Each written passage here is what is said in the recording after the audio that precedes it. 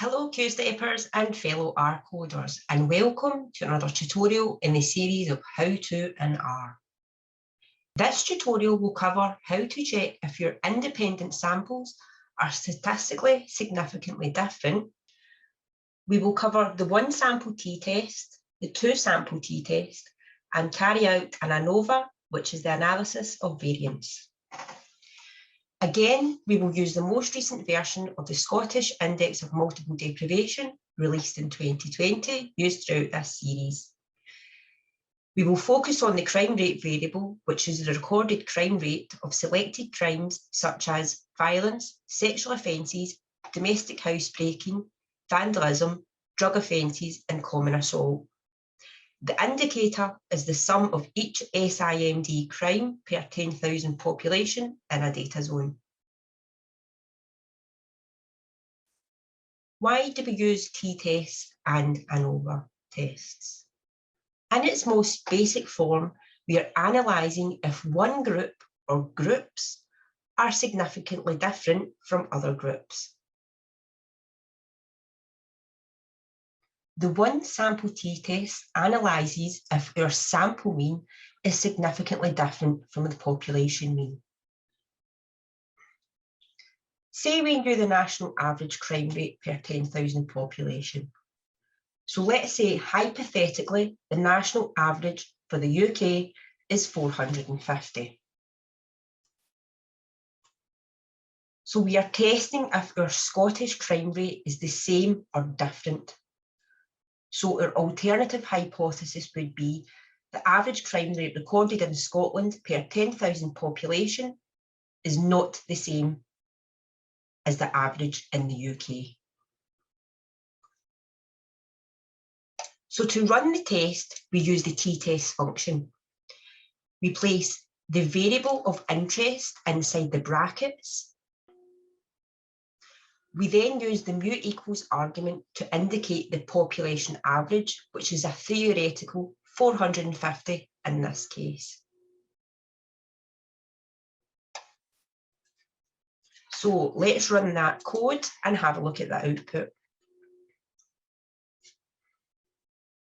So we have the test name, we have the data or the variable of interest, we have the t-value and the degrees of freedom.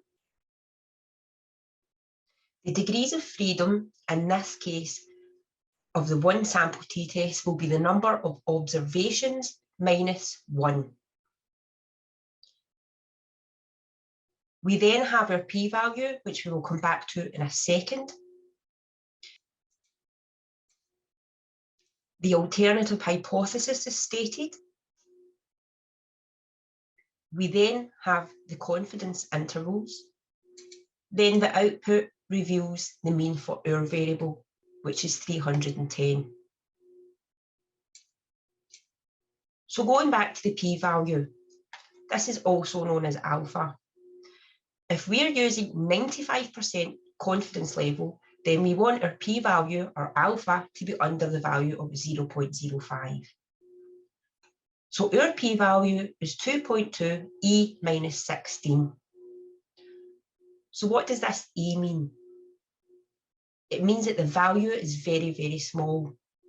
In essence, the e minus 16 states we should move the decimal point by 16 places, adding in 16 zeros.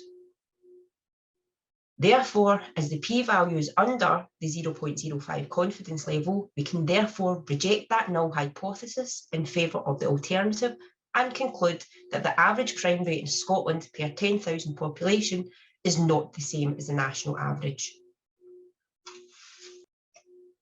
Okay, let's move on to a two-sample t-test with independent samples.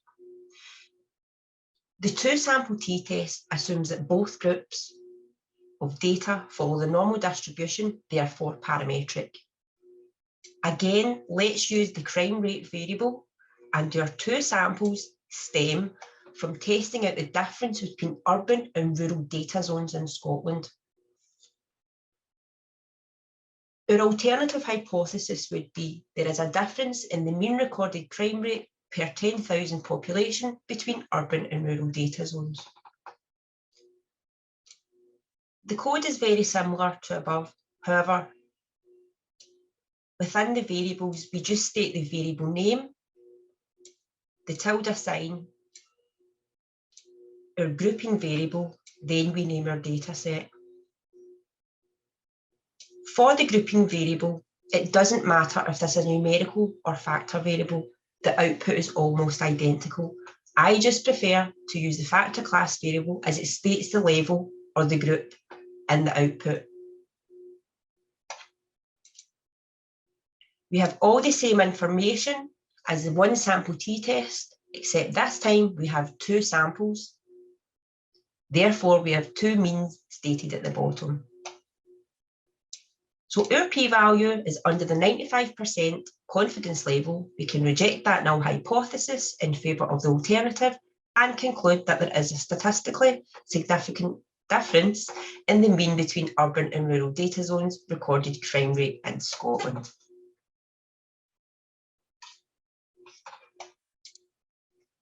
Now, if our data are non-parametric, meaning they don't follow the normal distribution, we can use the Wilcoxon ranked sum test for independent samples.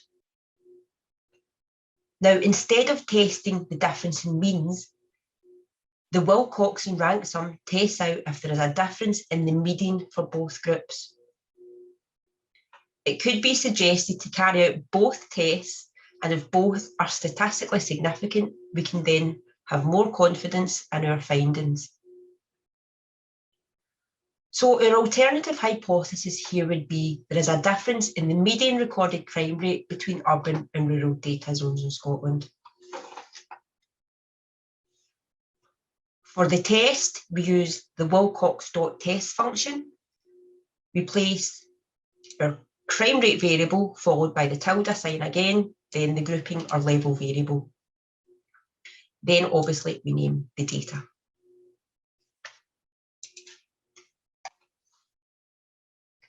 The output isn't as informative as above, but we see the p-value is under the 0.05, so we can reject our null hypothesis in favour of the alternative and conclude that there is a difference in the median crime rate between urban and rural data zones in Scotland. We also may wish to perform directional t-tests. This means that we can forecast if the mean for the first group, rural in this case, is less or greater than the second group, which is urban. The code is the same as above, except we add in the alternative equals less argument. Again, less refers to the first group, so our alternative hypothesis would be the mean recorded crime rate in rural data zones are expected to be smaller than for our urban data zones in Scotland. If we run that code, we have the p-value under the 95% confidence level, so we can reject that null hypothesis in favour of the alternative.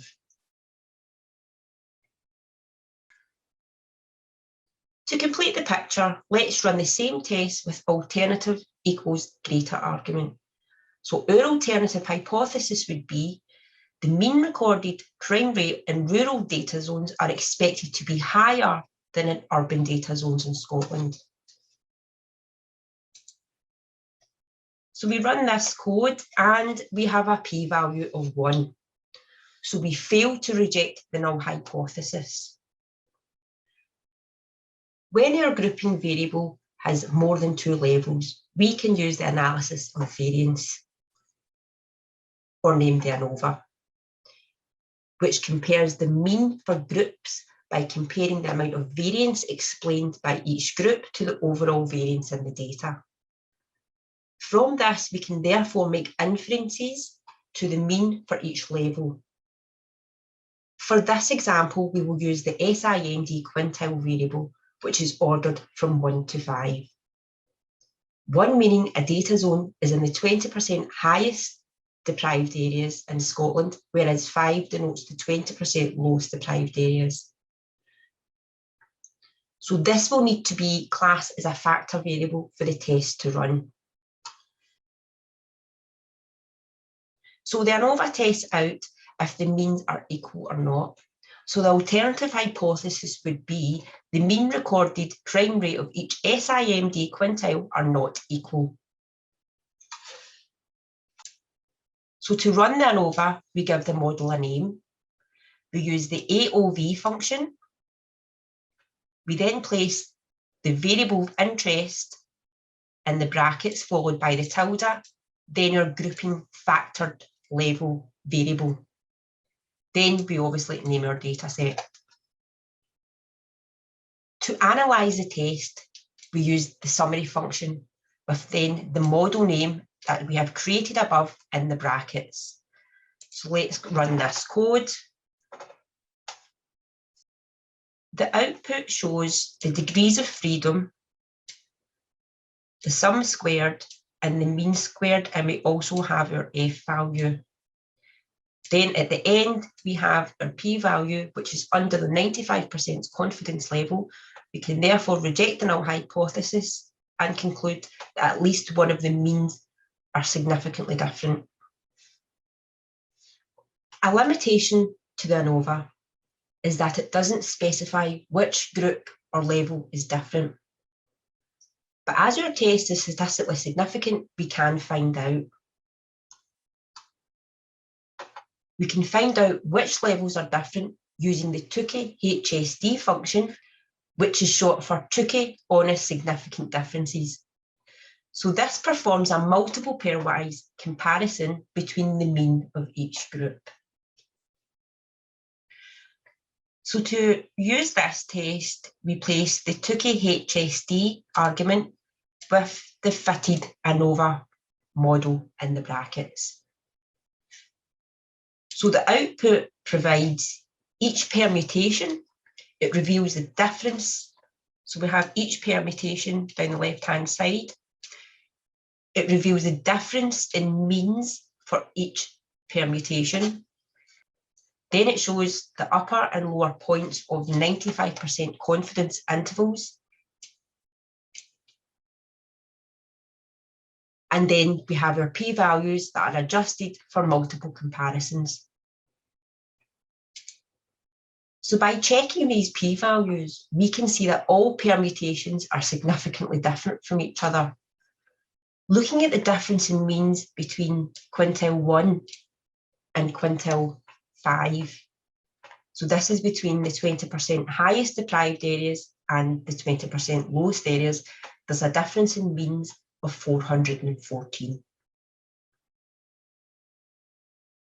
Hopefully this tutorial has got you familiar with how to test for statistical significant differences in means, medians, and the variance with independent variables. So happy coding, Q-steppers, and remember to subscribe to our social media channels, and thank you for watching.